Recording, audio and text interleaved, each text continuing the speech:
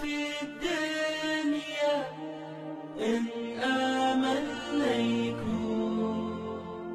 আসসালামু আলাইকুম ওয়া রাহমাতুল্লাহি ওয়া বারাকাতুহু। আমাদের এক ভাই বলেছেন যে তিনি নাকি শুনেছেন যে স্বামীর আগে যদি স্ত্রী মারা যায় সে জান্নাতি হবে। আমরা বলবো এই জাতীয় কথা একবারে ভুল কথা। বরং এর কাছাকাছি একটা কথা বলা যেতে পারে, কিন্তু সেটাও একবারে নিশ্চিত শুদ্ধ নয়। সেটা নিয়ে আমি কথা বলছি। এক হাদিসের মধ্যে, তিরমিজির হাদিসের মধ্যে এসেছে, রাসূল আকরাম সাল্লাল্লাহু আলাইহি ওয়াসাল্লাম ইরশাদ করেন, আইয়ুমা ইমরাআতিন মাতাত ওয়া যাওজুহা আনহা রাদিন দাখালাল জান্নাহ।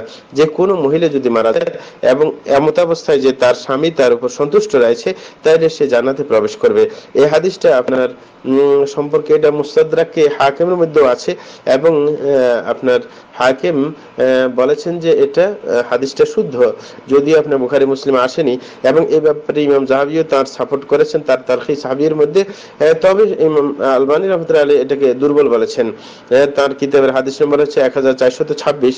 তিনি বলেছেন এটা দুর্বল। কিন্তু আমরা বলবো যে যদিও এটা দুর্বল হয়ে থাকে, কিন্তু এমন একটা কাজের ফজিলত বলা হয়েছে যেটা কোরআন হাদিস দ্বারা প্রমাণিত, যে আনুগত্য করা স্বামীর, সেই ব্যাপারে। সুতরাং আনুগত্যের ব্যাপারটা যখন কোরআন হাদিস দ্বারা প্রমাণিত, অনেক কোরআন হাদিস আছে পারে, এবং আনুগত্যের ব্যাপারে জান্নাতের সুসংবাদ দেওয়া হয়েছে।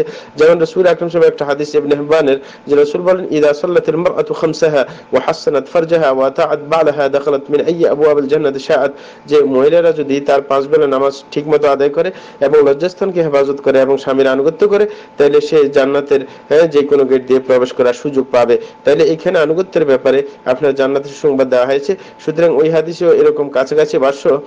সুতরাং আমরা বলবো, যদি হাদিসটা সনদের দিক দিয়ে দুর্বল, তারপরেও বলবো যে যখন মূল কাজটা প্রমাণিত, সুতরাং সওয়াবের ব্যাপারে আল্লাহ ইচ্ছা করলে সওয়াব এটা দিতেই পারেন, কারণ এটার সাপোর্ট যখন আনুগত্যের ব্যাপারে আছে কোরআন হাদিস দ্বারা, তাইলে আমরা বলবো এতে বেশি একটা সমস্যা নয়।